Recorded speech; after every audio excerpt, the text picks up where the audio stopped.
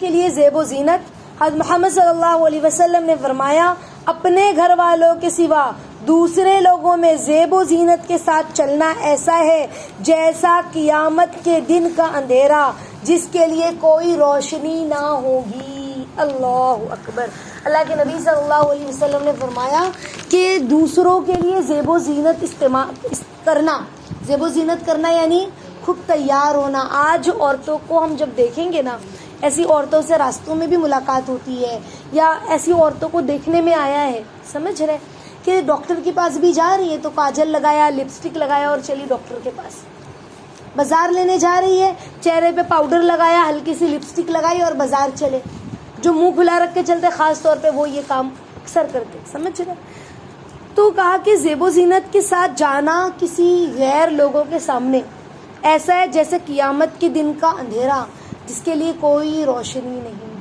آج تو ایسا ہی ہو رہا ہے نا، شادیوں میں ہم جا رہے ہیں خوب تیار ہو کر، اور پھر کیا معاملہ ہے، صرف تیار ہو کے نہیں جاتے بلکہ شادیوں میں ہمارے کزن بھائی مل رہے ہیں، کزن بہن کیا کہتے ہیں، ماموں ہیں، چچا ہیں، سگے چچا بھی ہو، سگے بھائی بھی ہو، ان کے سامنے لپسٹک لگانا، خوب میک اپ کرنا، کیا اسلام اس کی اجازت دیتا ہے؟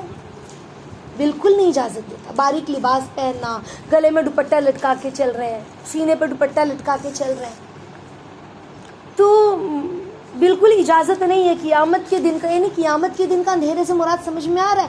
حدیث میں آتا ہے نا جس کا مفہوم ہے کہ پلسرات پر ایسا اندھیرا ہوگا کہ ایک ہاتھ کو دوسرا ہاتھ نظر نہیں آئے گا. سمجھ رہے؟ ایک ہاتھ کو دوسرا ہاتھ نظر نہیں آئے گا. تو عورتوں کے لیے زیب و زینت کی اجازت صرف مردوں کے لیے ہے، اپنے شوہر کے لیے. مردوں سے مراد عورت کو صرف اپنے شوہر کے سامنے سجنے کی اجازت ہے، پھر وہ لپسٹک ہو یا زیور ہو، اپنے شوہر کے لیے پہننے کی اجازت ہے. بند کمرے میں خوب تیز خوشبو لگانا اپنے شوہر کے لیے، سمجھ رہے، سجنا سورنا اپنے شوہر کے لیے، اس کی اجازت ہے. بعض عورتیں کہتی ہیں لپسٹک بھی نہیں لگا سکتے، شوہر کے لیے ہر چیز کرنے کی اجازت ہے. حضرت ابن عمر رضی اللہ تعالیٰ عنہ کہتے ہیں کہ رسول اللہ صلی اللہ علیہ وسلم نے فرمایا کہ تم برہنہ ہونے سے بچا کرو. برہنہ یعنی بغیر کپڑے کے، ننگا ہونا جسے ہم کہتے ہیں نا، اسے. تو کہا کہ برہنہ ہونے سے بچا کرو، اگرچہ تنہائی کیوں نہ ہو، اکیلے ہی گھر میں ہونا تو بھی تم ننگے نہ چلو. پاخانہ اور اپنی بیوی سے مجامعت کے اوقات کے علاوہ تمہارے ساتھ ہر وقت وہ فرشتے ہوتے ہیں جو تمہاری نگرانی اور حفاظت اور تمہارے اعمال لکھنے پر مامور ہوتے ہیں. لہذا تم ان فرشتوں سے حیا کرو اور ان کی تعظیم کرو. تو 2 وقت میں فرشتے ہمارے پاس سے چلے جاتے ہیں. جب بیوی اپنے شوہر سے تنہائی میں ملاقات کرتی ہے جسے مجامعت کہتے ہیں. دوسرا جب ہم بیت الخلاء جاتے ہیں، واش روم ہے نا، تو ہمارا سطر کھلا ہوتا ہے تو فرشتے ہمارے پاس سے چلے جاتے ہیں. تو رحمت کے فرشتے، اعمال لکھنے والے فرشتے ہمارے پاس سے چلے گئے. تو اگر ہم دن بھر اسی طرح گھر میں اکیلے ہیں، کھلے بدن چل رہے ہیں، تو فرشتے ہمارے پاس رہیں گے نہیں نا. ہم تو اکیلے ہیں، دروازہ کھڑکی سب بند ہے، بہت گرمی ہو رہی ہے، میں تو بس چھوٹے سے کپڑے میں ہی پورا گھر چلوں گی، چلے گا؟ چاہے وہ مرد ہو چاہے وہ عورت ہو. فرشتے دور چلے جاتے ہیں، حیا کرتے ہیں. تو ہم فرشتوں سے حیا نہ کریں. اور رحمت کے فرشتے ہم سے زیادہ دیر دور رہیں گے تو کس کا نقصان ہے؟ ہمارا نا، ہمارا ہی نقصان ہے نا. تو ہمیں حیا کرنی. پھر عورت اپنے شوہر سے بھی حیا کرتی ہے. پھر کپڑا بدلنا ہوتا ہے نا، کپڑا چینج کر رہا ہے بندہ، تو بھی تنہائی میں کپڑا چینج کرے، کوئی اسے نہ دیکھے. سمجھ رہے؟ اما عائشہ کہتی ہے کہ اللہ کے نبی صلی اللہ علیہ وسلم نے کبھی میرا سطر نہیں دیکھا اور نہ میں نے میرے نبی کا. میاں بیوی تھے نا، لیکن سطر کی طرف نگاہ نہیں کی. کیسے پردہ تھا، کیسی حیا تھی. تو ہم بھی انشاءاللہ باحیا بنیں. اللہ کو حیا پسند ہے، نگاہوں کی حفاظت. اللہ خود حیا کرتے ہیں تو ہم بھی حیا کریں. کوئی کسی کا سطر نہ دیکھے. حتیٰ کہ آگے آپ لوگ پڑھو گے کہ میاں بیوی بھی اکیلے تنہائی میں ہے تو چادر اپنے اوپر ڈال لیں، سطر ایک دم سے کھلا ہوا نہ رکھے. نبی پاک صلی اللہ علیہ وسلم نے فرمایا کوئی مرد کسی دوسرے مرد کا سطر نہ دیکھے اور نہ کوئی عورت کسی دوسرے عورت کا سطر دیکھے. بعض عورتیں کہتی ہیں تو کیا ہوا, تو بھی عورت میں بھی عورت, تجھے جیسا اللہ نے بنایا ویسا مجھے بنایا, اس میں کیا ہوتا ہے؟ استغفر اللہ, اتنی بری بات ہے. حتیٰ کہ ماں اپنی بیٹی کا اور بیٹی اپنی ماں کا بھی سطر نہ دیکھے. اب سطر سے مراد صرف شرمگاہ کا حصہ نہیں, یہ جو ٹخنا ہے نا, ٹخنا, اس سے اوپر جتنا حصہ ہے, یہ جو کلائی ہے اس سے اوپر جتنا بھی حصہ ہے, یہ سب سطر ہے. سمجھ میں آ رہی ہے بات؟ یہ سب سطر ہے. اب بیٹی پورا پجامہ اوپر کر کے گھٹنے تک چل رہی ہے گھر میں, سطر پہ نظر جا رہی ہے نا. بلا وجہ اپنی اماں کے سامنے بھی پجامہ اوپر نہیں کرنا ہے. کچھ لگ گئی ہے, کوئی گھاؤ ہو گیا ہے, کوئی چوٹ لگ گئی ہے, اب بیٹی اپنی اماں کو دکھا رہی ہے, اماں دیکھو یہاں لگ گئی ہے, تو بھی کپڑا ڈھانپ کر بس اتنی جگہ دکھلا ہے. سمجھ رہی ہے؟ حیا کا یہ تقاضا ہے. اور ماں کو بھی اپنی بچیوں کو یہ حیا سکھلانی بتلانی. مجھے یاد نہیں کبھی بھی آج تک میں یا میری کوئی بھی بہن اپنی امی کے سامنے بغیر دوپٹے کے کھڑے ہوئے, بغیر دوپٹے کے. آپ کو ابا, آپ تو عالمہ ہو, تو آپ تو بغیر دوپٹے کے کھڑے نہیں ہوں گے. میں یا میری کوئی بھی بہن بغیر دوپٹے کے, یعنی دوپٹہ رکھ دیا ہو سائڈ میں اور کھڑے ہو. ایون ہم کپڑا بھی امی کو بتاتے تھے نا سلا ہوا پہن کے, تو ہمارے سینے میں گلے میں دوپٹہ لٹک رہا ہوتا تھا کہ امی دیکھیے کیسا ہے. اتنی ہمارے اندر حیا ہونی چاہیے کہ اپنی ماؤں کے سامنے بھی ہمارے جسم پر دوپٹہ ہو. اور ماؤں کے اندر بھی اتنی حیا ہونی چاہیے کہ اپنی بیٹیوں کے سامنے بھی وہ بغیر دوپٹے کے نہ نکلے, بغیر دوپٹے کے. سمجھ رہے؟ اللہ تعالیٰ ہم سب کو ہدایت عطا فرمائے.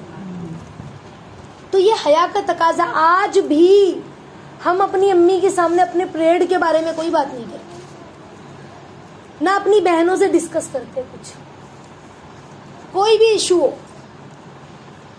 سمجھ میں آ رہی ہے بات؟ اتنی حیا لگتی ہے کہ یہ سب بھی کیسے بولیں, یہ سب بھی کیسے بتائیں. ہمارے اندر اتنی حیا ہو, شرم ہو.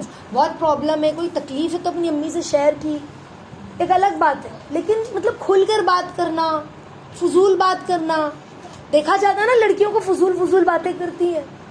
شادی شدہ عورتیں ایک دوسرے سے ہنسی مذاق کری فضول باتوں پر. میں نے دیکھا ہے ایسے لوگوں کو بھی.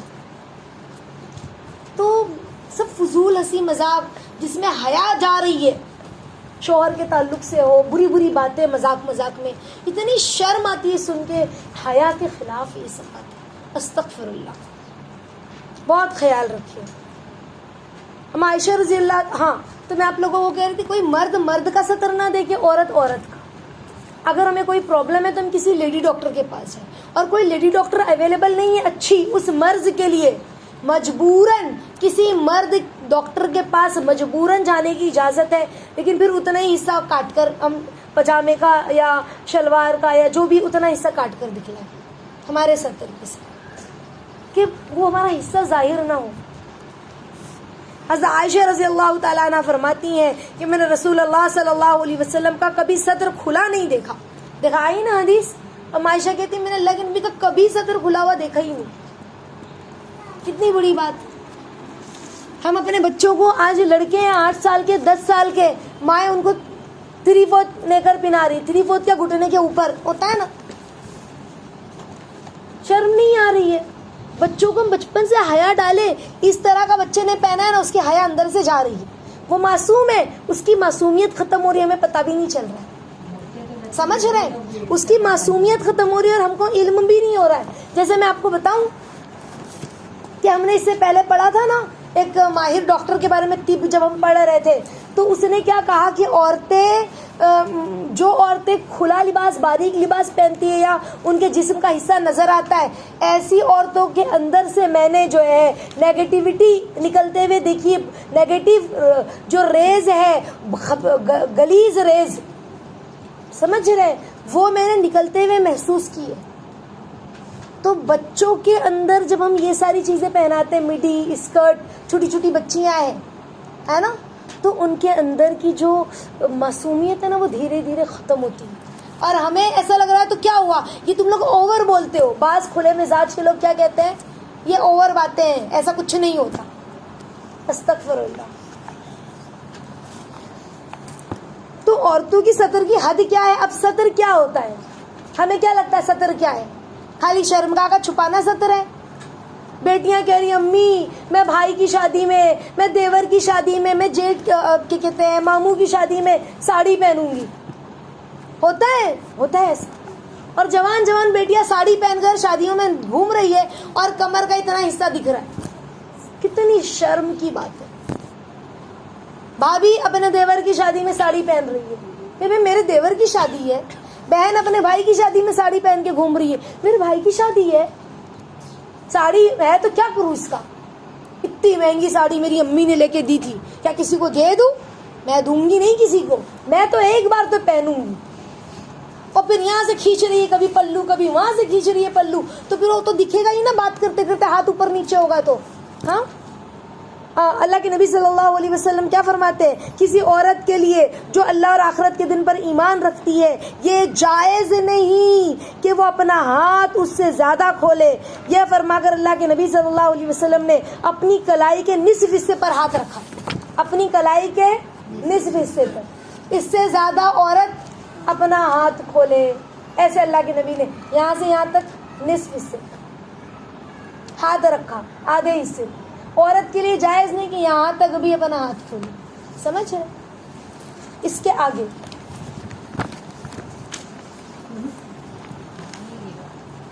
اس سے زیادہ ہاتھ کھولے عورت کے لیے جائز نہیں. اللہ اکبر. کافر عورت سے پردہ, کافر اور فاسق سے بھی مسلمان عورت کو مثل اجنبی مرد کے پردہ کرنا واجب ہے.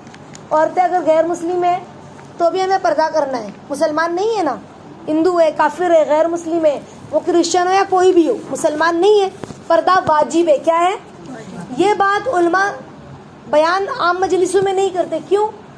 کیونکہ نارمل لوگ اپنے چچا زاد ماموں زاد دودھ والے اور کچرے والے سے پردہ نہیں کر رہے, تو کافر عورتوں سے اور مردوں سے پردہ نہیں کر رہے تو عورتوں سے کیا کریں گے؟ کیوں کافر عورتوں سے پردہ واجب ہے جانتے ہو؟ کیا کہا؟ سوائے چہرہ, دونوں ہاتھ گٹوں تک اور دونوں پاؤں ٹخنوں تک, باقی بدن کے اعضاء کا ان کے سامنے کھولنا جائز نہیں ہے. اور کس کے سامنے؟ کسی غیر عورت کے سامنے چہرہ, کلائی اور قدم کے علاوہ کوئی اور حصہ نہیں کھول سکتے. جیسے گلے میں دوپٹہ لٹکا کے ہم بات کر رہے ہیں, ہم کوئی بھی اپنے جسم کا عضو ظاہر نہ کریں. اور بہتر یہ ہے کہ ہم ان سے پردہ کریں. بہتر کیا ہے؟ پردہ کریں. لیکن اگر کوئی ہم سے, ہماری پڑوسی ہے, ہائے ہیلو ہے, تو پھر چہرہ, ہتھیلی اور قدم کے علاوہ ہم نہ دکھلائیں. کیونکہ ہوتا ہے نا کہ غیر عورتیں پھر ہمارا جو ہے نا ناک نقشہ غیر مردوں میں بیان کریں, اس سے فتنہ پیدا ہونے کا ڈر ہے.